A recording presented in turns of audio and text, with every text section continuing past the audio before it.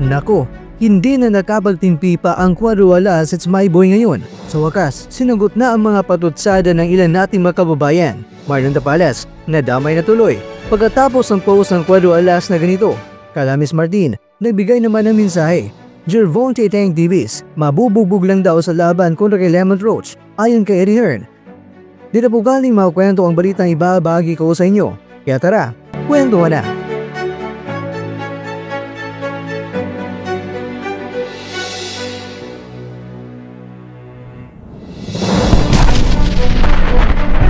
Tila ba, isang bombang pinasabog ang matinding banat ng Cuadro Alas It's My Boy sa sangkatutak ng mga Pinoy boxing fans na binanata ng mga videos niya na ibinahagi sa kanyang Facebook page dahil bakit daw, puro na lang daw ito throwback videos ang mga ito. Anyari daw, wala na raw bang mga bagong updates kay Casimero kung may laban pa itong paparating at sino naman ang kanyang bagong promoter ni Casimero. Hindi kasi may aalis sa mga boxing fans na medyo may konting pag-alala dahil halos ang mga Manny Pacquiao promotions sa mga boxers ay balik ensayo na. Tatlong mga kaubayan natin sa super bantamweight na namamayagpag sa world ranking sa apat ng mga major sanctioning organization sa boxing. Kung pagbabatayan natin ang World Boxing Organization, si Martin nga ay numero 1, habang itong si Jerwin Angas ay naunahan pa itong si Casimero.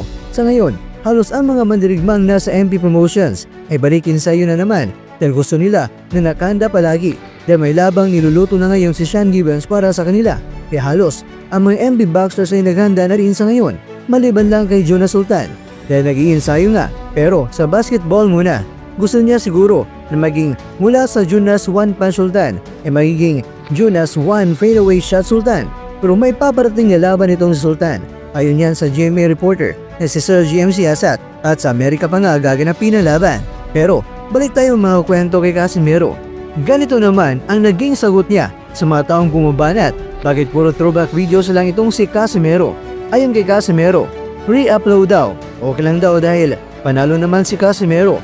At dito na nadamay si Tapales dahil pinakita niya ang video ng laban nina Tapales kontra kay Naoya Inoue, Casimero kontra Saul Sanchez, at sinabi niya sa caption na saan ka dito, parehong re-upload, sa nambugbog o sa nabugbog, malungkot na alaala o sa masayang alaala. Panay sabi raw kasi ng throwback, kaya okay lang naman dahil masaya naman daw itong si Casimero sa kanyang throwback. Panay sabi kasi raw na throwback, kaya okay lang naman dahil masaya naman ang throwback ni Casimero. Samantala, pagkatapos ang nag-post ang Cuadro Alas It's My Boy na ganito, marami ang mga nag-aabang kung ano nga ba ang magiging reaksyon ni Wonderboy dito. Kaya naman, sa wakas, may post na itong si Wonderboy sa kanyang social media pero hindi pa niya sinagot ang post na ito ni Casimero dahil matatawag din naman natin isang cryptic post ito dahil hindi pinangalanan ni Casimero kung sino nga ba talaga ang tinutukoy niya dito. Pero ganun pa man, ganito ang naging mensahe ni Wonderboy. I'm very happy nung nalaman ko na number 1 sa World Boxing Organization. Hindi pa man ako isang ganap na world champion, pero isang karangalan na po sa akin at sa team ko ang mailagay sa number 1 spot. Sa Diyos ang lahat ng kapurihan.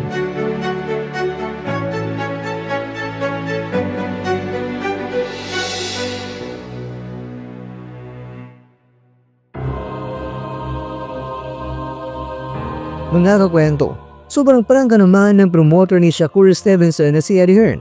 Tank Davis ay bugbog at tao rito sa laban niya bukas, March 2 Pinas time sa araw ng linggo. Mawawalan kasi raw ng gana itong si Davis sa laban dahil boring raw sa mga taong napili niyang kalaban. Kaya dapat si Stevenson na ang susunod niya na palagan. Ikaw kakwento, Davis kontra Shakur, kung may kasa, kanino ka?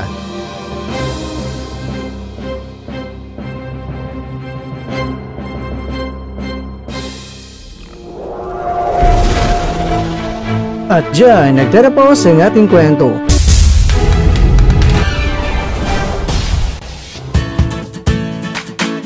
Maraming salamat mga kakwento sa inyong panonood. Pero baka naman mga kakwento ay nagustuhan niyo po ang kwento natin ngayon.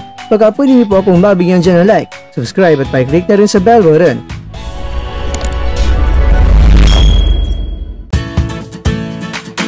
Pero bago tayo tatapos mga kwento, syempre, shoutout po muna tayo dyan sa ating mga kakwento. Kay kakwentong Ildefonso Elizaga, kay kakwentong Kibbs, kay kakwentong Rafael Kahilig. At ikaw kwentong nanonood ngayon, shoutout sa'yo dyan.